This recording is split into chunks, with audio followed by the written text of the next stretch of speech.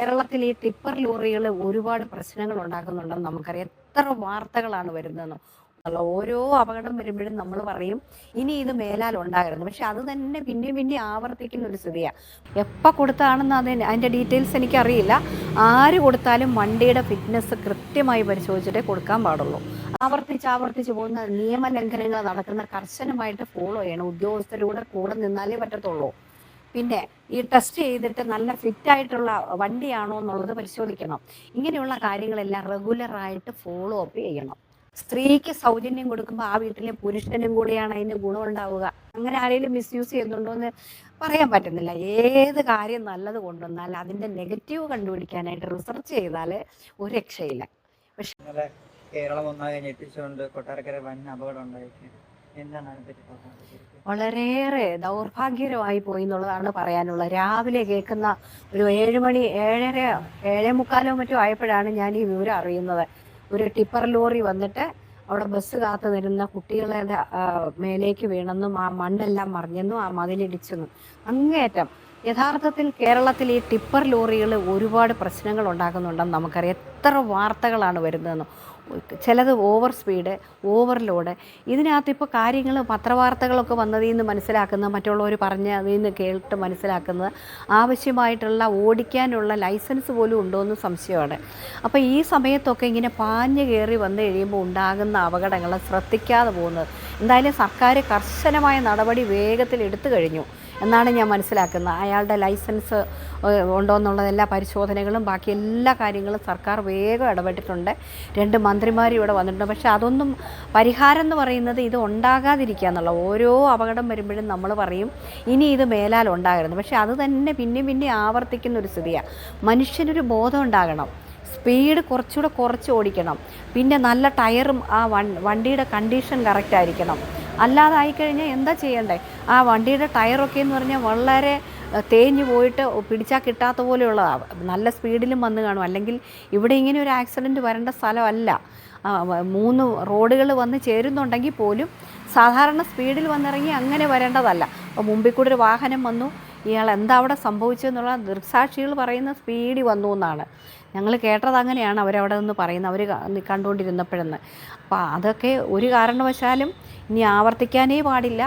തീർച്ചയായിട്ടും ശക്തമായ നടപടി ഉണ്ടായി ഇത്തരം കാര്യങ്ങൾ കുറേ കൂടി ക്രമീകരിക്കാനുള്ള നടപടികൾ വരണം. ഇപ്പോൾ ഓൾറെഡി തന്നെ നടപടി എടുത്തിട്ടുള്ളതായിട്ടാണ് എനിക്ക് കിട്ടിയിട്ടുള്ള വിവരം.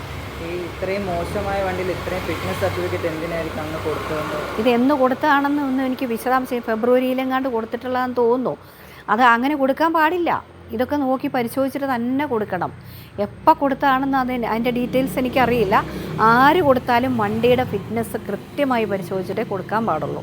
അത് തന്നെയാണ് എനിക്ക് പറയാനുള്ളത്. എപ്പോൾ കൊടുത്തോ, ആരാ കൊടുത്തതെന്നുള്ള വിശദാംശങ്ങൾ എനിക്കറിയാൻ പറ്റുന്നില്ല. ഈ ഒരു KSRTC ജീവനക്കാരനെ കൊണ്ടാണ് പരിശോധിക്കുന്നത്. ഞാൻ പോയിരുന്നു, എല്ലായിടത്തും ഞാൻ പോയിരുന്നു. ഒരു കുട്ടി മരിച്ചു. അങ്ങേറ്റം സങ്കടകരം എന്ന് പറഞ്ഞാൽ ചുമ്മാ ഇരിക്കുന്ന ആൾക്കാർ ഇങ്ങനത്തെ അപകടങ്ങൾ വരാതിരിക്കണം, സംശയമേ ഇല്ല. മനുഷ്യൻ കുറച്ചുകൂടി ശ്രദ്ധിക്കണം, കുറേ കൂടി ഗൗരവത്തോടെ കാണണം. ഇതൊക്കെ നമ്മുടെ മനുഷ്യജീവന് ആവശ്യമുള്ള സ്പീഡ് മതിയല്ലോ. ഈ ഓവർലോഡാണോ, പിടിച്ചിട്ട് നിൽക്കാതെ വന്നാണോ, അത് തന്നെയാണ് നമുക്ക് പറയാനുള്ളത്. കൃത്യമായിട്ട് അതൊക്കെ അന്വേഷിക്കണം. ഇത് വന്നു കഴിയുമ്പോഴാണ് ഓരോ അപകടങ്ങൾക്ക് ഇത്ര ജീവൻ പൊലിഞ്ഞ് 3 പേര് മരിച്ചു, കുറേ പേര് ആശുപത്രിയിലായി. എന്ത് കഷ്ടമായി പോയി. അത് വന്നു കഴിയുമ്പോഴെപ്പോഴും എല്ലാം ഇങ്ങനെ വരും. അപ്പോൾ വരാതിരിക്കുന്നതിന് പരമാവധി ഇടപെടൽ ശക്തമായിട്ടുണ്ടാകും. എന്തായാലും ഇപ്പം വളരെ സഡനായിട്ടുള്ള ആക്ഷൻ. ഇന്നലെ 2 മന്ത്രിമാരും ഈ ജില്ലയിലെ മന്ത്രിമാരും ഇവിടെ വന്നിരുന്നു. വളരെ വേഗത്തിൽ അവരതിൻ്റെ എല്ലാ കാര്യങ്ങളും നീക്കിയിട്ടുള്ളതായിട്ട് നിങ്ങളെല്ലാം അറിഞ്ഞിട്ടുണ്ടല്ലോ, ചെയ്തിട്ടുണ്ട്. അതുകൊണ്ടൊന്നും നമുക്ക് പോയ ജീവൻ കിട്ടുന്നില്ല എന്നുള്ള സങ്കടകരമായ ഒരു അവസ്ഥയുണ്ട്. ഇനി വരാതിരിക്കട്ടെ എന്നുള്ളതാണ് പറയാനുള്ളത്. ഇത്രയും വലിയ ലോറികൾക്ക് ഇനി ഒരു സമയപരിമിതി വേണം കുറച്ചു നിയന്ത്രണം വേണം തോന്നിയിട്ടുണ്ട്. ആ നിയന്ത്രണം വരുത്തിയതായിട്ടാണ് ഇന്നിപ്പോൾ വാർത്ത വന്നിട്ടുള്ളത്. അപ്പം തന്നെ ഇടപെട്ട് അത് 7 മണിക്ക് ശേഷം ഓടിക്കാൻ പാടില്ല എന്നാക്കിയിട്ടുണ്ട് ഇപ്പോൾ. അതുപോലെ 3:30-ക്ക് ശേഷവും ഓടിക്കാൻ പാടില്ല എന്ന് പറഞ്ഞിട്ടുണ്ട്. അപ്പം ആ സമയം കൂടെ കുറച്ചുകൂടെ ക്രമീകരിച്ചിട്ടുണ്ട്. ഇനി ശക്തമായ നടപടി എടുക്കുമെന്ന് ഗതാഗത മന്ത്രിയും പറഞ്ഞിട്ടുണ്ട്. അപ്പം കുറച്ചുകൂടി കാര്യങ്ങൾ വരുമായിരിക്കും ഉടനെ തന്നെ. ഈ ഓരോ ദുരന്തങ്ങൾ വരുമ്പോഴാണ് ഓരോരോ നടപടികളിലേക്ക് പോകുന്നത്. അതിനു മുമ്പ് ഇതിനുള്ള തയ്യാറെടുപ്പ് നടത്തിക്കൂടായിരുന്നു? അതിനുള്ള ഈ സർക്കാർ വന്നിട്ട് ഒരു മാസമായിട്ടേ ഉള്ളൂ. അതിനിടയ്ക്ക് വരുന്ന ഓരോ കാര്യങ്ങളും വളരെ ഫാസ്റ്റായിട്ട് പോകുന്നുണ്ടല്ലോ. കുറേയധികം നല്ല കാര്യങ്ങൾ ഈ സർക്കാർ വന്ന് ചെറിയ തന്നെ സൗജന്യ യാത്ര സ്ത്രീകൾക്ക് കൊടുത്തു. എത്ര ആശ്വാസമാണെന്നറിയോ? ആര് വിമർശിച്ചാലും ഞങ്ങളോട് എത്ര സ്ത്രീകളാ പറയുന്നതെന്നറിയോ എന്തൊരു ആശ്വാസമായെന്ന്. അവരുടെ ജീവിത ചെലവിൻ്റെ 3000 മുതൽ 5000 രൂപ വരെ ലാഭിക്കാൻ കഴിയുന്നുണ്ടെന്ന് എത്ര സ്ത്രീകളാ നമ്മളോട് പറഞ്ഞതെന്നറിയോ? കൊല്ലം വരെ പോയിട്ട് വരുന്ന ആൾക്കാർക്ക് 10 പൈസ എടുക്കാതെ സാധാരണ ബസ്സിൽ പോയിട്ട് വരാം. അങ്ങനെയൊക്കെ ഉള്ള ഗവൺമെന്റ് കുറേ കാര്യങ്ങൾ ചെയ്യുന്നുണ്ട്. ഈ ദുരന്തമൊക്കെ നമ്മൾ മുൻകൂട്ടി കാണുന്നില്ല. പക്ഷെ എടുത്തുകൂടായോ എന്ന് ചോദിച്ചാൽ അങ്ങോട്ട് ചക്രം തിരിഞ്ഞു തുടങ്ങിയിട്ടേ ഉള്ളൂ. അതിനുള്ളിൽ തന്നെ ഒരു കാര്യം വന്നപ്പോൾ സഡൻ നടപടികൾ ഇപ്പം വന്നു. ഇനി അതിന് കൃത്യമായ ഒരു കാര്യങ്ങൾ വരുമല്ലോ. അത് ഗതാഗത മന്ത്രി തന്നെ പറഞ്ഞിട്ടുണ്ട്. ഈ ഈ സ്ത്രീ സുരക്ഷാ പദ്ധതിയിൽ ഈ പ്രിയദർശിനി ബസ് ഈ കുറെ സ്ത്രീകൾ മിസ്യൂസ് ചെയ്യുന്നുണ്ടെന്നൊരു ട്രോളും കമന്റുകളും വരുന്നുണ്ട് ഇപ്പോൾ. ഈ വെറുതെ പോയിട്ട് വരിക, വെറുതെ ടൂർ പോയിട്ട് വരിക, അതിനെതിരേക്ക് എന്താ പറയാനുള്ളത് ശരിക്കും? അല്ല, അങ്ങനെ മിസ്യൂസ് ചെയ്യുന്ന ചിലർ പറയുന്നുണ്ടല്ലോ, ഇത് കൊടുക്കണ്ടായിരുന്നു. ആരും ടിക്കറ്റ് എടുക്കണ്ടെന്ന് പറയുന്നത്. എടുക്കണം എന്ന് എനിക്ക് ബസ്സിൽ കയറി ടിക്കറ്റ് എടുക്കണം എന്ന് തോന്നി എനിക്ക് പൈസ കൊടുത്ത് എടുക്കാം. അതിനുള്ള റൈറ്റ് ഉണ്ട്. നമ്മളല്ലാതെ സൗജന്യ അർഹതപ്പെട്ടവർക്ക് വേണ്ടിയിട്ടാണല്ലോ ഇത് വെക്കുന്നത്. സ്ത്രീകൾക്ക് സൗജന്യ യാത്ര കൊടുക്കുന്ന ആക്ച്വലി തൊഴിലിന് പോകുന്നവരെ, തീരെ കഷ്ടമുള്ളവർ, ഈ കശുവണ്ടി ഫാക്ടറി, തുണിക്കടകൾ, അവരുടെ ജീവിത ചെലവെന്ന് പറഞ്ഞാൽ എന്ത് ഭയങ്കരമാണെന്നറിയോ? ആ വണ്ടിക്കൂലി ചെലവ് ഒഴിവായി കിട്ടുമ്പോൾ തന്നെ പറഞ്ഞതാണ്. അതുകൊണ്ട് സാധനം വാങ്ങാൻ കുറച്ചുകൂടെ പൈസ സേവ് ആവാൻ പറ്റുന്നുണ്ട്. കടകളിലേക്ക് എത്തും. പൊതുമണ്ഡലത്തിലേക്കാണ് അവരുടെ ആ സേവിങ്സ് വരുന്നത്. വീട്ടിലുള്ളവരുടെ ചെലവ് കൂടി കുറഞ്ഞു വരുന്നുണ്ട്. അത് മിസ്യൂസ് ചെയ്യുന്ന ആരെങ്കിലും ഉണ്ടെങ്കിൽ അത് ശരിയല്ല എന്നുള്ളതാണ് എൻ്റെ അഭിപ്രായം. പക്ഷെ ഗവൺമെന്റ് ഒരു കാര്യം കൊണ്ടുവന്നിട്ട് സ്ത്രീകൾക്ക് പ്രിയദർശിനി ബസ്സിൽ സൗജന്യമാണെന്ന്. അത് മിസ്യൂസ് ചെയ്യാതിരിക്കുക എന്നുള്ളത് നല്ല പൗരബോധമുള്ളൊരു ആവശ്യമില്ലാത്ത ആൾക്കാര് പൗരബോധത്തോടെ അത് ഒഴിവാക്കേണ്ടതാണ്. എനിക്കതേ ഉള്ളൂ പറയാനുള്ളത്. പൊതുവെ ഒരു സോഷ്യൽ മീഡിയയിൽ സംസാരമുണ്ട്. ഇപ്പൊ ഈ വെറുതെ വീട്ടിലിരിക്കുന്ന അമ്മമാരിപ്പം ഫ്രീ ബസ് കിട്ടിയപ്പോ ടൂർ പോകുന്നുണ്ട്, അതില് മന്ത്രി പറഞ്ഞ പോലെ സേവ് ചെയ്യുന്നില്ല.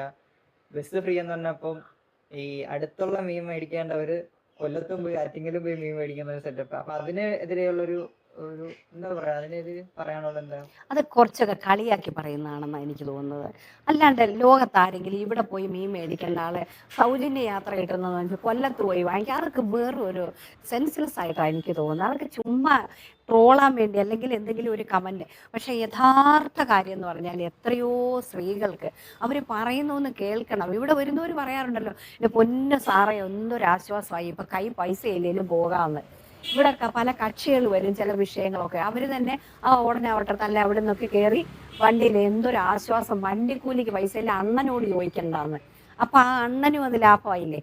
എന്നോട് പറഞ്ഞൊരു ഭാഷ ഞാൻ പറഞ്ഞു എന്നേ ഉള്ളൊരു സ്ത്രീയെ ഇതുപോലെ അവരുടെ വീട്ടിലെ ചെലവുകൾ വഹിക്കാൻ ഒരു സ്ഥിരം യാത്ര ചെയ്യുന്ന ഒരു സ്ത്രീകൾക്ക് പല റേറ്റിലാണ്. ദൂരം കൂടുതൽ പോകുന്നവർക്ക് അത് അത്രയും സേവിങ്സ് വരും, കുറച്ച് പോകുന്നവർക്ക് അത്രയും. അത് ആ വീട്ടു ചെലവിലേക്ക് അവർക്ക് ഉപയോഗിക്കാൻ കഴിയുന്ന, അവരുടെ മക്കൾക്ക് വേണ്ടി ചെലവഴിക്കാം, ഭക്ഷണത്തിന് വേണ്ടി ചെലവഴിക്കാം, സാധനങ്ങൾക്ക് വേണ്ടി ചെലവഴിക്കാം, കമ്പോളത്തിലേക്ക് ചലനങ്ങൾ ഉണ്ടാക്കും. അപ്പോൾ ഒരാൾക്ക് കുറേ രൂപ കൊടുക്കുന്നതിനേക്കാൾ ഇഫക്റ്റീവ് ആവുന്നുണ്ട് ഇത് കുറച്ച് കൊടുത്തപ്പോൾ.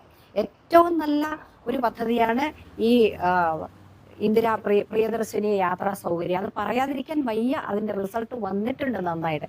ഇനി എന്ത് പറഞ്ഞാലും നഷ്ടപ്പെടുത്തുന്നു എന്ന് പറഞ്ഞാലും ആ നഷ്ടപ്പെടുത്തുന്നത് കുറച്ച് ഓവറാക്കി പോകുന്നു. ഇനി അങ്ങനെ ആരെങ്കിലും മിസ്യൂസ് ചെയ്യുന്നുണ്ടോ എന്ന് പറയാൻ പറ്റുന്നില്ല. ഏത് കാര്യം നല്ലത് കൊണ്ടുവന്നാൽ അതിന്റെ നെഗറ്റീവ് കണ്ടുപിടിക്കാനായിട്ട് റിസർച്ച് ചെയ്താൽ ഒരു രക്ഷയില്ല.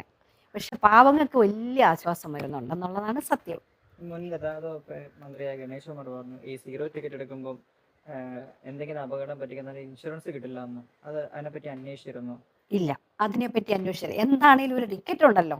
സീറോ ടിക്കറ്റ് ആണെങ്കിലും ഒരു ടിക്കറ്റ് യാത്ര ചെയ്തു എന്നുള്ളതുള്ള അതൊരു എവിഡൻസ് ആണല്ലോ. ഒരു ആക്സിഡന്റോ എന്തെങ്കിലും വന്നാൽ പോലും അവരതിൽ യാത്ര ചെയ്തു എന്നുള്ളതിന് സൗജന്യമാണെന്നുള്ള ഗവൺമെന്റിന്റെ പോളിസി അല്ലേ. അപ്പൊ കിട്ടത്തില്ല എന്ന് പറഞ്ഞാൽ അത് ഏത് കാര്യത്തിലാണ് പറയുന്നതെന്ന് എനിക്ക് മനസ്സിലാവുന്നില്ല. ഒരു ടിക്കറ്റ് സീറോ ടിക്കറ്റ് ആണെങ്കിലും ഉണ്ടെങ്കിൽ ഞാൻ ആ ബസ്സിൽ ഇന്ന ടൈം മുതൽ ഇന്ന സമയം വരെ യാത്ര ചെയ്തു എന്നുള്ള തെളിവാണ് ഒരു കേസിൽ വേണ്ടത്. ആ തെളിവ് അതിനകത്തുണ്ടല്ലോ, പൈസ കൊടുത്താലും ഇല്ലെങ്കിലും. വരാതിരിക്കാൻ വേണ്ടി എന്തൊക്കെ സുരക്ഷാ മാനദണ്ഡങ്ങളാണ് ഗവൺമെന്റിൽ നിന്നും ജനങ്ങളിൽ നിന്നും ഈ ലോറി തൊഴിലാളികളിൽ നിന്നും എടുക്കേണ്ടത്? ഞാനതിപ്പോൾ സമഗ്രമായിട്ടൊന്നും പറയേണ്ട ഒരാളല്ല. ഞാൻ അതിന് ബന്ധപ്പെട്ട മന്ത്രിമാരും അതിന്റെ ബന്ധപ്പെട്ട ആൾക്കാരും ജനപ്രതിനിധികളും തീർച്ചയായിട്ടും അതിനുള്ള ചർച്ചകളൊക്കെ ചെയ്ത് കൂടുതൽ ഒരു വർഷങ്ങളായിട്ട് ചർച്ച ചെയ്യുന്നുണ്ട്. കൂടുതൽ വേണം. ഈ മാറിയ കാലത്തിനനുസരിച്ച് സ്പീഡ് ഇത്ര ലിമിറ്റ് വെക്കണം. അതുപോലെ എത്ര മണി ഇപ്പൊ സമയം കുറച്ചല്ലോ, അവരുടെ സമയം കുറച്ചുകൂടി ഈ പകൽ സമയം കുറച്ചു കൊടുത്തു. പിന്നെ ഈ ആവർത്തിച്ച് പോകുന്ന നിയമലംഘനങ്ങൾ നടക്കുന്ന കർശനമായിട്ട് ഫോളോ ചെയ്യണം. ഉദ്യോഗസ്ഥരുടെ കൂടെ നിന്നാലേ പറ്റത്തുള്ളൂ. പിന്നെ ഈ ടെസ്റ്റ് ചെയ്തിട്ട് നല്ല ഫിറ്റ് ആയിട്ടുള്ള വണ്ടിയാണോ എന്നുള്ളത് പരിശോധിക്കണം. ഇങ്ങനെയുള്ള കാര്യങ്ങളെല്ലാം റെഗുലറായിട്ട് ഫോളോ അപ്പ് ചെയ്യണം. അതാണ് ചെയ്യേണ്ടത്.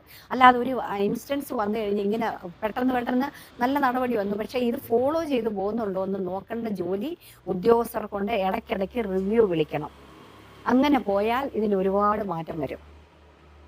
പിന്നെ അന്ന് പ്രിയദർശിനി ഉദ്ഘാടനം ചെയ്ത സമയത്ത് ഒരു പരാമർശം വന്നതാണ് മെൻസ് അസോസിയേഷന്റെ ഒരു മെൻസിന് ഒരിക്കലും ഫ്രീ ടിക്കറ്റ് കിട്ടുന്നില്ല, അല്ലെങ്കിൽ പുരുഷന്മാരെ മുഖ്യമന്ത്രി ഒരു രീതിയിൽ ആക്ഷേപിച്ചു എന്നുള്ള രീതിയിൽ പച്ചയ്ക്ക് പറഞ്ഞു കഴിഞ്ഞാൽ വെള്ളമടിക്കാൻ വേണ്ടിയാണ് പൈസ ഉപയോഗിക്കുന്നു എന്നുള്ള സംഭവം അങ്ങനെ പറഞ്ഞിട്ടുണ്ടായിരുന്നു. അതിനോട് യോജിക്കുന്നുണ്ടോ ശരിക്കും? ഞാൻ അങ്ങനെ അതിനെപ്പറ്റി എനിക്ക് പ്രത്യേകിച്ച് ഒന്നും പറയാനില്ല. യഥാർത്ഥത്തിൽ ഈ സൗജന്യ യാത്ര സ്ത്രീകൾ കൊടുക്കും മെൻസ് അസോസിയേഷൻ. ഞാൻ ആക്ച്വലി സ്ത്രീവാദി മാത്രമല്ല, സമൂഹത്തിൽ സ്ത്രീയും പുരുഷനും തുല്യത ഉണ്ടാവണമെന്ന് ഉദ്ദേശിക്കുന്ന ഒരാളാണ്. സ്ത്രീക്ക് സൗജന്യം കൊടുക്കുമ്പോൾ ആ വീട്ടിലെ പുരുഷനും കൂടിയാണ് അതിന് ഗുണമുണ്ടാവുക. മനസ്സിലായോ? ഇപ്പൊ ഒരു വീട്ടിലെ ഒരു സ്ത്രീയും പുരുഷനുണ്ട്, പുരുഷന് ജോലിയില്ല, സ്ത്രീക്ക് ഒരു ജോലി കിട്ടി. ഒരു ജോലി കിട്ടിക്കഴിഞ്ഞാൽ ആ വരുമാനം ആ വീട്ടിലെ പുരുഷൻ ഉൾപ്പെടെയല്ലേ ഉപയോഗപ്പെടുത്തുന്നത്? ശരിയല്ല. അങ്ങനെ കണ്ടാൽ മതി അതിനെ, അല്ലാതെ വേറൊന്നും കാണണ്ട. സ്ത്രീകൾ പോയി വരുന്നു, അതിലേ എനിക്ക് പ്രത്യേകിച്ച് ഒന്നും പറയാനില്ല.